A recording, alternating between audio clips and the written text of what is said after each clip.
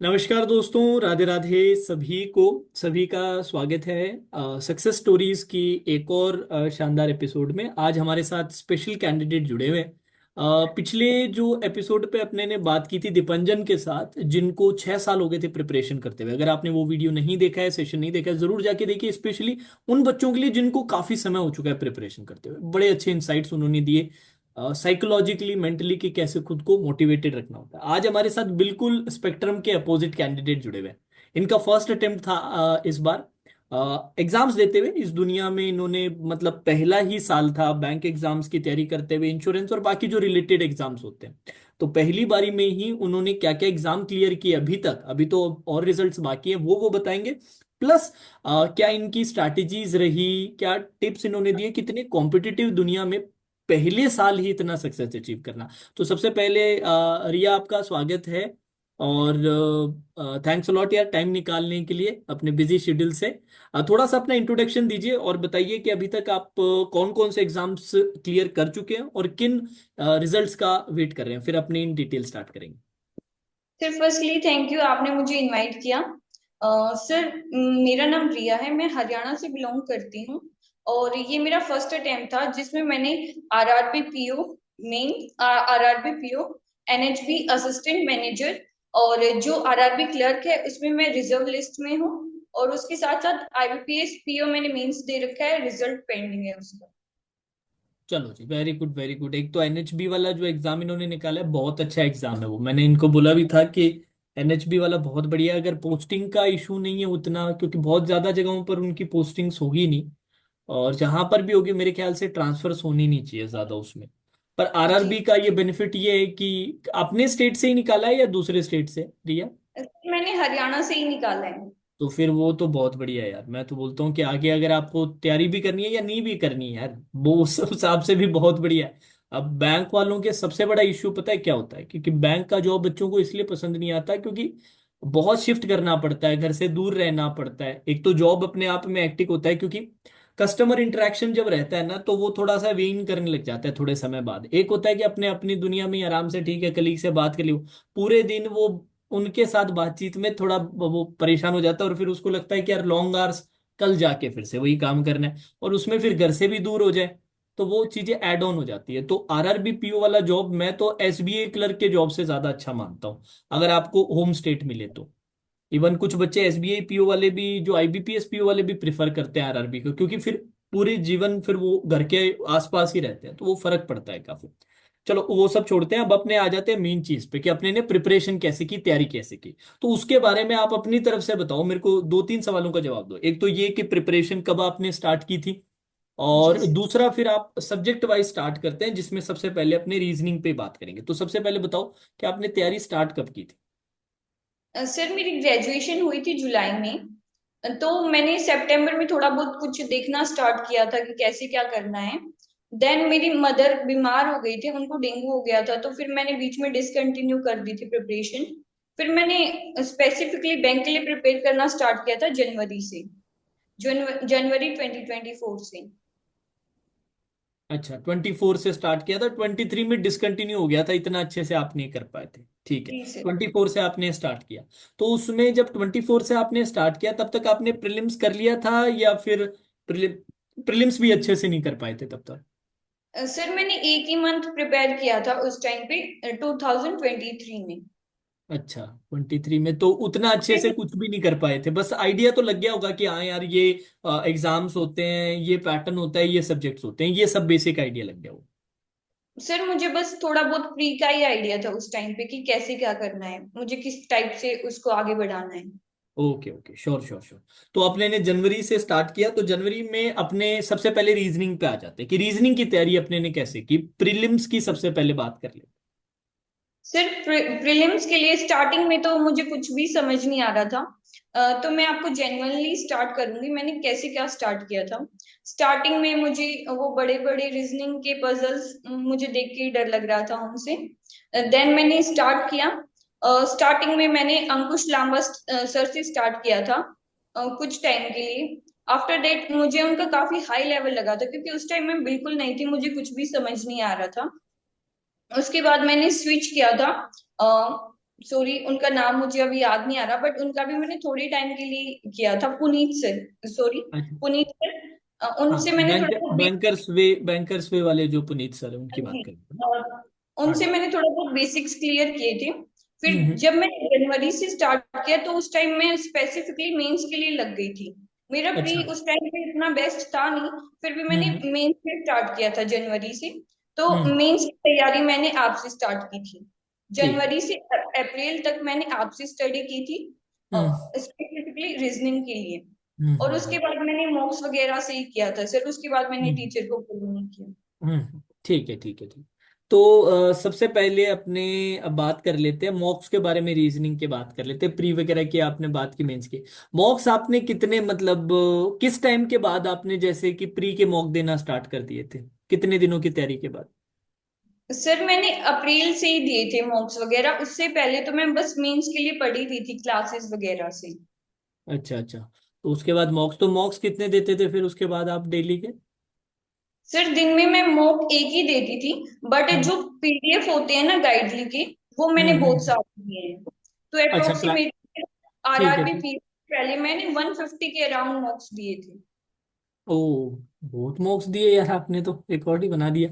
चलो बढ़िया। वैसे मॉक्स प्री का तो मॉक्स का बनता है। मैं तो अभी भी, जैसे जो बच्चे मेंस की तैयारी करते हैं, मेंस में इंपॉर्टेंट क्या होता है, प्रैक्टिस करते रहना।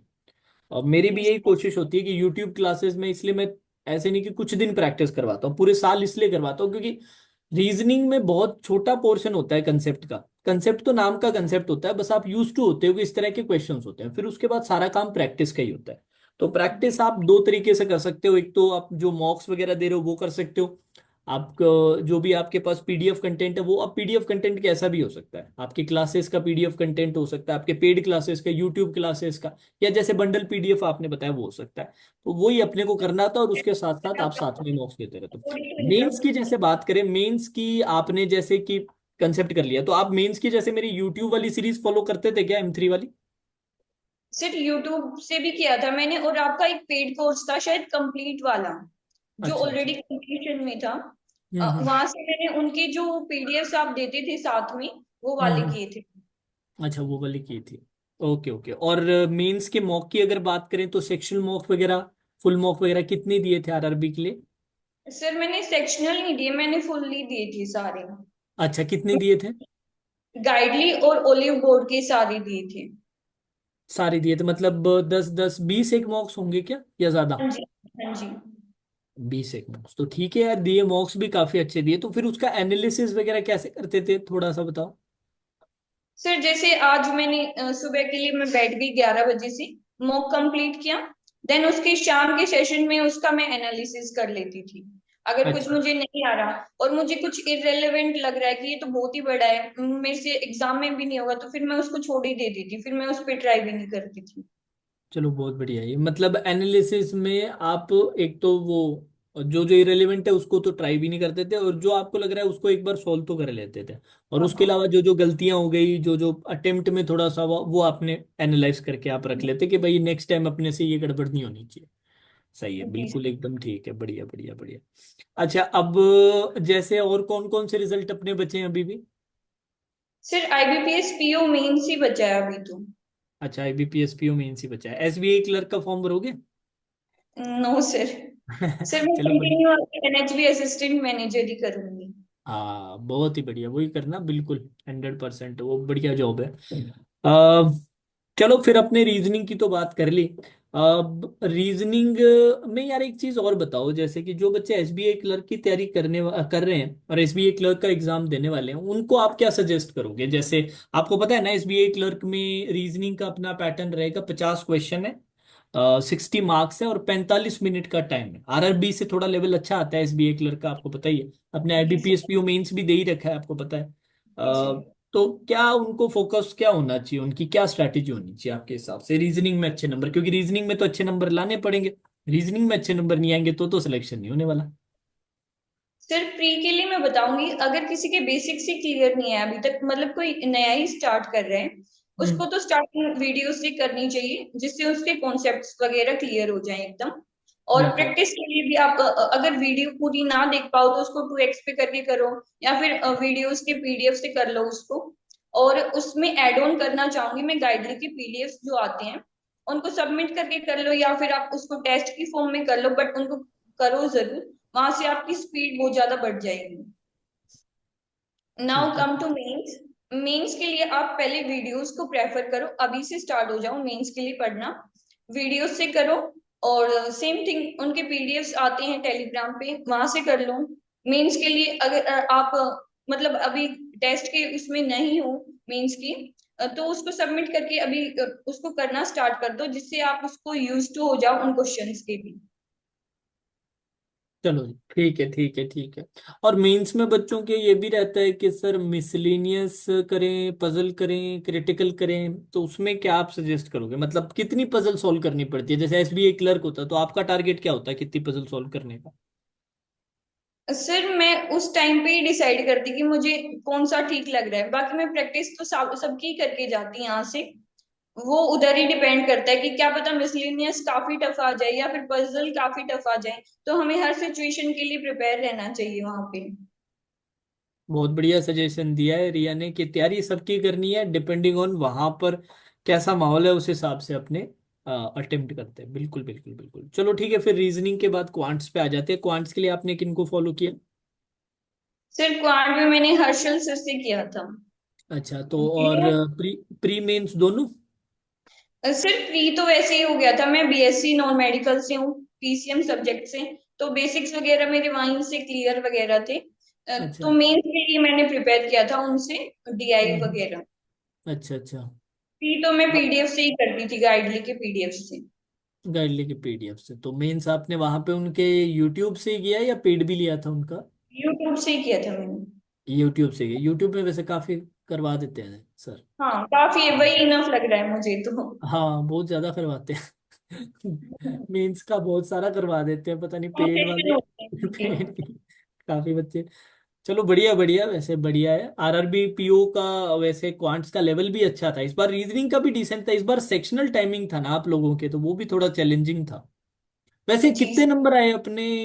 मैंने वो तो पूछा ही नहीं, रीजनिंग क्वांट्स अभी तक दो की बात की अपने, दोनों में कितने कितने नंबर आए थे? सर रीजनिंग में मेरे काफी कम अटेम्प्ट हुए थे, मैंने आपको बताया भी था कि हाँ। मैं मेरा सिलेक्शन जो था क्वेश्चंस का वो काफी बेकार हो गया था वहां पे, तो मैं कर हम्म। नहीं पाई, मेरे 15 ही क्वेश्चन हो पाए थे, वो 15 ही मार्क्स थे मेरे उसमें।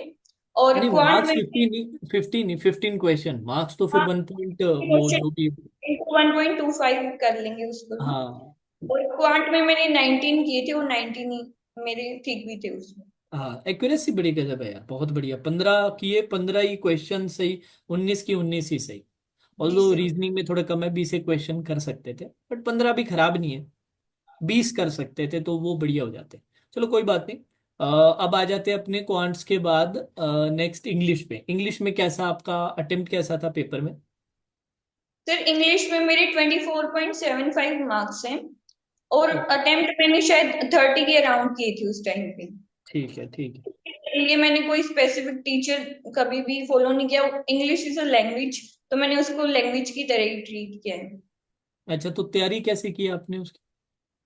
सर न्यूज़पेपर वगैरह पढ़ के ही हो गई थी उसकी, बाकी मॉक वगैरह से ही बस वही किया था। मॉक में कैसे, सबमिट कर करके? नहीं सर, साथ में ही देती थी, जैसे मेंस का मॉक मैं कंप्लीट देती थी तो वहीं से ही कर लेती थी।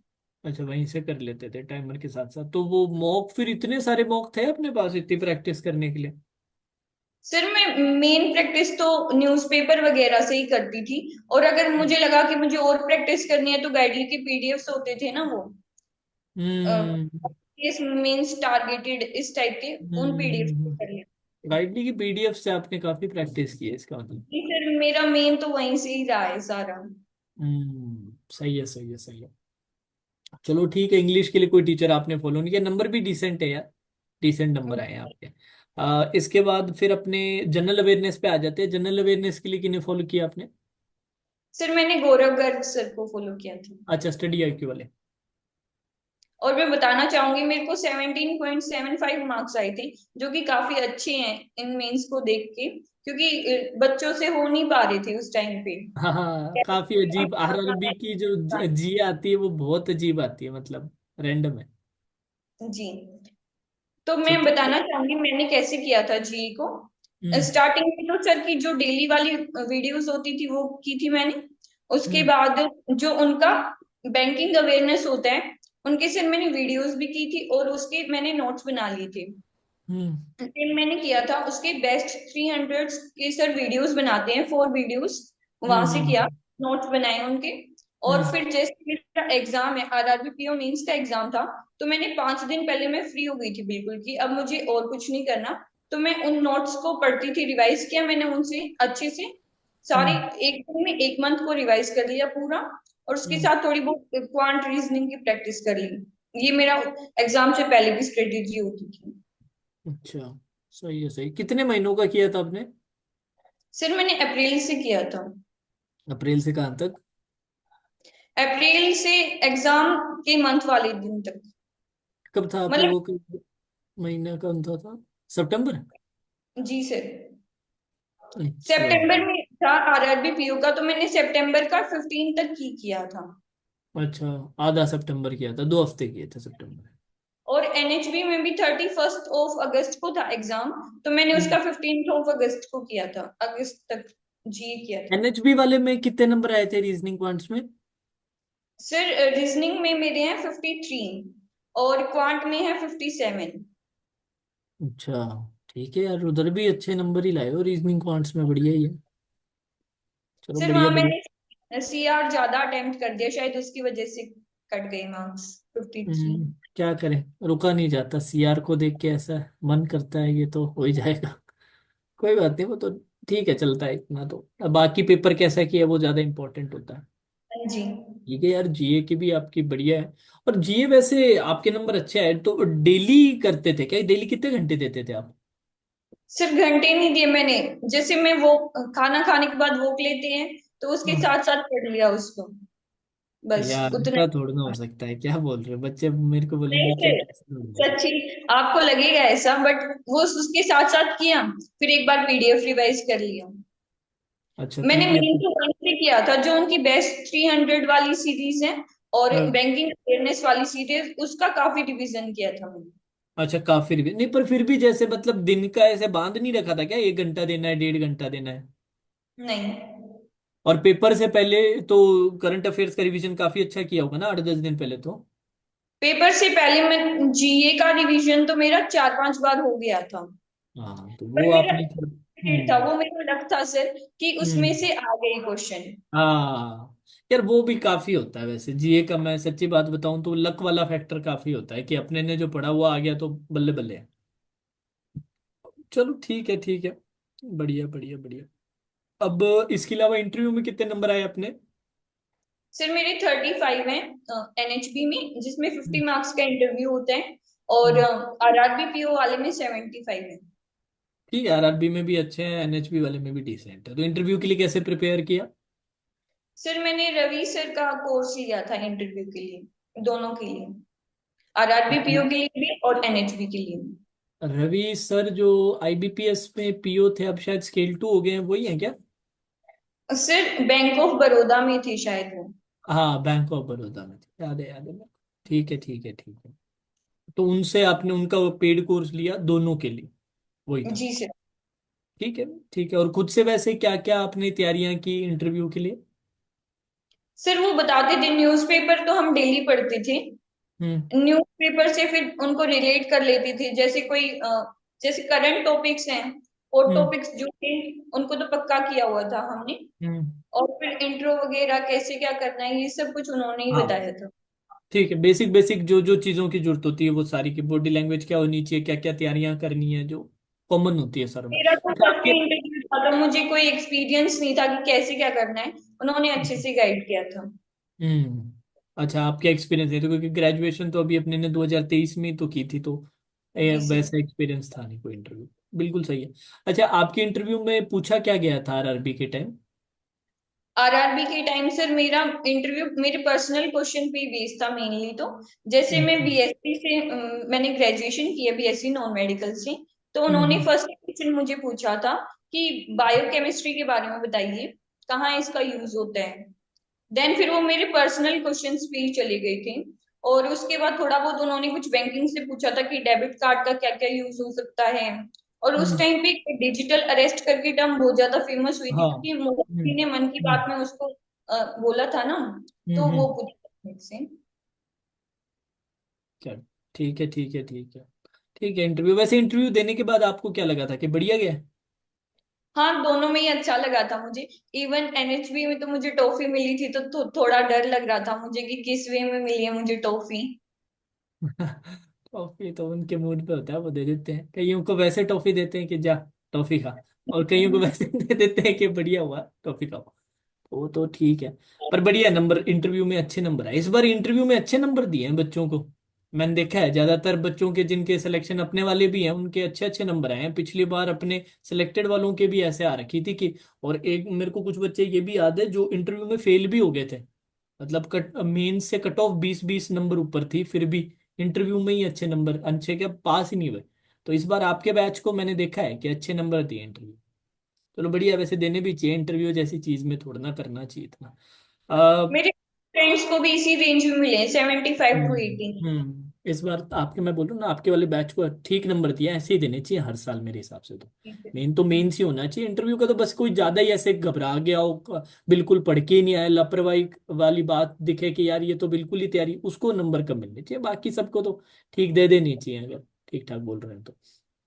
ठीक है, तो अब अपने मेन चीज पे आ जाते हैं। ये सारे तो अपने ने सोर्सेज वगैरह सब कर लिए।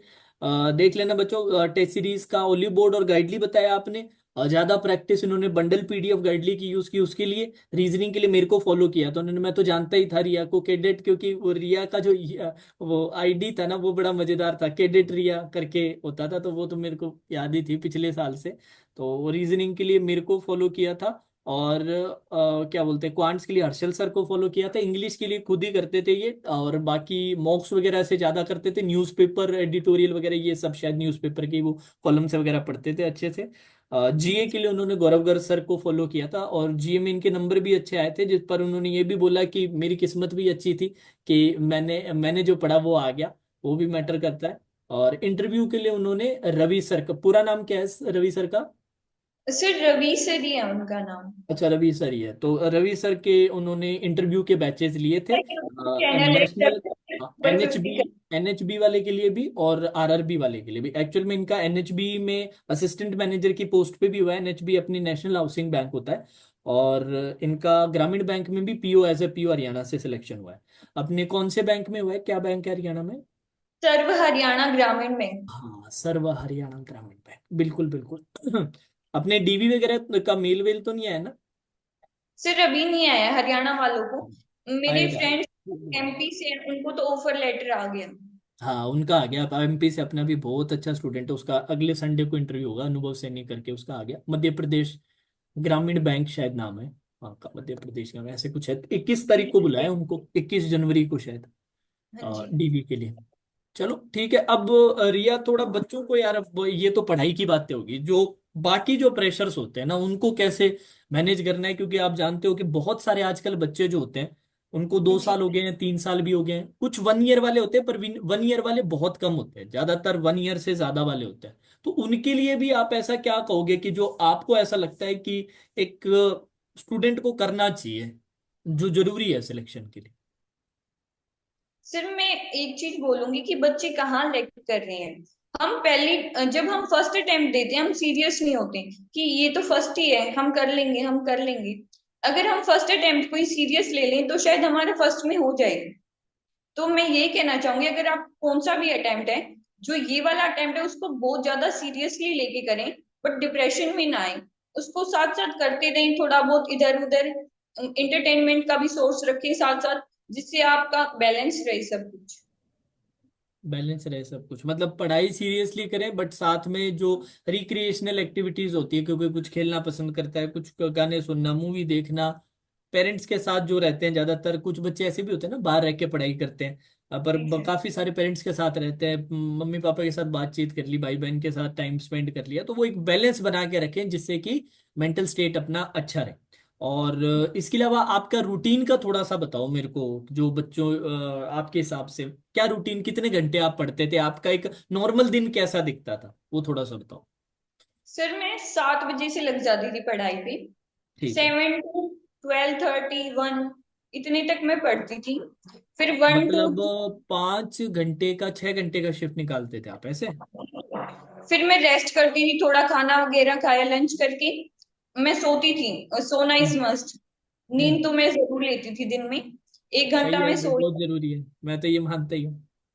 सिर्फ उससे ना क्या होता है, दिन दो पार्ट्स में डिवाइड हो जाता है और दोनों हाँ। ही हमारे एफिशिएंटली काम करते हैं। फिर मैं 3 बजे से फिर से स्टडी स्टार्ट कर देती थी। 3 से लेके फिर 9 10, जितना मन करे मेरा उतना पढ़ती थी। तो टोटल अपने कितने घंटे हो गए फिर? सिर्फ अराउंड 10 12 घंटे तो मैं देती ही थी एक दिन में। हम्म। सही है, सही है, बहुत बढ़िया है। 10 से 12 घंटे देते थे।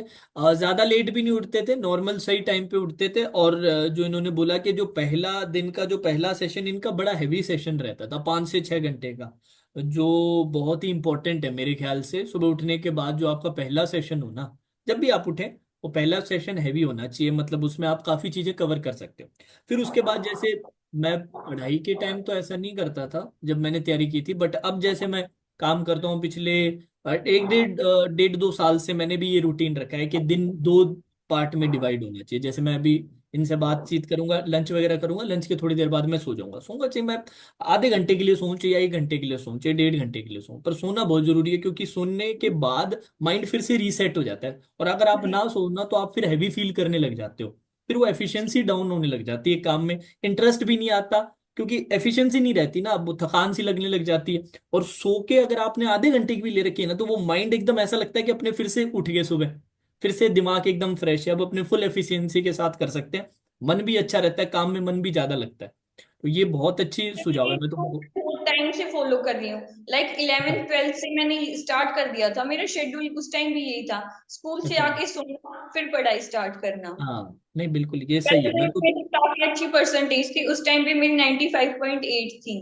अच्छा, नहीं बढ़िया। तो मैं देखता हूँ काफी जो बच्चे हैं, काफी टीचर्स ऐसे हैं जो सजेस्ट करते हैं कि सो के क्या करोगे, सिलेक्शन ही पूरा जीवन है, और अब ही नहीं लगाओगे जान तो कब लगाओगे। ये सब बातें सही है, बट सिलेक्शन जीवन नहीं है, जो उसके बाद भी जीवन है। अब ये आपकी नौकरी लग जाएगी ऐसे नहीं कि जीवन में अब चैलेंजेस खत्म हो जाएंगे, वो तो मरेंगे नहीं अपने, नहीं, तब तक संघर्ष ही है, तो कोई अंत ही नहीं है। जीवन का अर्थ ही संघर्ष है, अपने को संघर्ष तो जीवन भर करना ही करना है। उसका मतलब ये थोड़ा ना अपनी हेल्थ खराब कर लो, अपनी नींद खराब कर लो, अपना खाना, ये सब करके भी आराम से सिलेक्शन हो जाता है।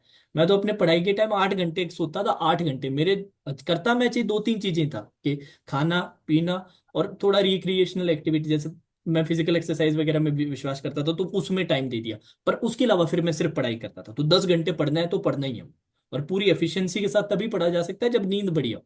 वो नींद वाला पॉइंट मेरे को आपका बहुत अच्छा लगा। और मैं ये बच्चों को भी कहूंगा कि ये दोपहर में सो के 2 पार्ट में जो अगर आप कर सकते हो, तो कई बच्चे होते हैं ना जिनको रात को पूरा पढ़ना पसंद है, तो उनके लिए शायद संभव ना हो। बट जो थोड़ा सा सुबह 7 बजे उठ रहे हैं, 5 बजे उठ रहे हैं, 6 बजे उठ रहे हैं, 8 बजे उठ रहे हैं, वो ये जरूर अप्लाई कर सकते हैं कि पहला अच्छा एक शिफ्ट पूरा निकालो, और उसके बाद लंच के बाद आप थोड़ी देर के लिए सो, उसके बाद आप देखो माइंड एकदम रीसेट हो जाएगा, तो सेकंड हाफ बहुत प्रोडक्टिव हो जाएगा आपका उसके साथ। चलो ठीक है, बहुत बहुत धन्यवाद रिया यार, आपने अपना टाइम दिया, काफी सारी चीजें आपने बताई। अब जाते जाते बच्चों को थोड़ा सा आप लास्ट के कुछ 2 3 चीजें इंपॉर्टेंट इंपॉर्टेंट बताते जाओ, जिससे कि एसबीए क्लर्क आपका तो आरआरबी में निकल गया, एनएचबी में भी आप असिस्टेंट मैनेजर बन गए। तो अब जो बच्चे, क्योंकि लास्ट जो अब होप है इस साल के लिए स्टूडेंट्स के लिए, काफी स्टूडेंट्स के लिए जिनका रिजर्व लिस्ट में नाम आया, या फिर जो 4 5 मार्क्स से कट ऑफ से रह गए, तो थोड़ा दुखी फील कर रहे हैं कि यार काश हमारा हो जाता, थोड़ा से और नंबर आ जाते, तो आज हम भी बाकी लोगों की तरह खुशियां मना रहे होते, तैयारियां कर रहे होते कि नया फेज स्टार्ट करेंगे जीवन का। बट अब हम फिर से वहीं फंसे हुए हैं उसी साइकिल में कि एग्जाम की देने। बट एचबीए क्लर्क एक बड़ा अपॉर्चुनिटी है, बहुत सारी वैकेंसीज आई हुई है, बहुत सारे जो बच्चे सेलेक्ट हो गए हैं वो बैंक ज्वाइन कर लेंगे। आप जैसे बच्चे जो अगर नहीं सेलेक्ट होते तो उनका कंपटीशन होते, आप उन लोगों की सीट ले लेते, बट आप लोग चले जाओगे, तब नेक्स्ट इन लाइन वो लोग हैं। तो उनको आप क्या कहना चाहोगे, आप बताइए मेरे को। अभी एसबीआई क्लर्क की बहुत बड़ी अपॉर्चुनिटी हमारे पास है आगे। तो मैं ये कहना चाहूंगी कि अभी तक आपने कुछ भी स्टार्ट नहीं किया तो स्टार्ट कर दो अभी। हम्म। अगर आप आज से भी स्टार्ट करोगे, दिन के 10 12 घंटे दो। अभी हम्म। भूल जाओ सब कुछ। हाँ, बट वो सोना मत भूलना, बाकी सब करना। 1 घंटा जरूर सो लेना दिन में। जिससे हम्म, आपका दो पार्ट में दिन डिवाइड हो जाएगा, और फिर हम्म, दोनों पार्ट आपके काफी एफिशिएंटली निकलेंगे। लगे रहो पढ़ाई में, अभी बाकी चीजों से फोकस थोड़ा सा हटा लो। हम्म। अपॉर्चुनिटी है तो उसको ग्रैब करो। बिल्कुल बिल्कुल, अपॉर्चुनिटी है, उसको ग्रैब करना आपका ही काम है। तो खुद पे विश्वास रखो, लो मत फील करो, मौका है अब भी, जैसे रिया ने कहा। और रिया ने कुछ अच्छे अच्छे सजेशंस दिए, उसमें से आप जो भी लेना चाहे अपने रूटीन में, अपने दिनचर्या में, अपने प्रैक्टिसेस में आप लगा सकते हैं। थैंक्स अलॉट रिया, अपना समय देने के लिए। देखो, ये इंटरव्यू देने के लिए रिया को अलग से आना पड़ा है, टाइम निकाला है पूरा का पूरा आप लोगों के लिए। तो जरूर जरूर इसमें से जो जो जरूरी चीजें हैं वो जरूर लीजिएगा और अपनी अपने तैयारी में लगाइएगा। Thank you Riya. Thank you sir. Okay ji, take care, Radhe Radhe. Take care sir.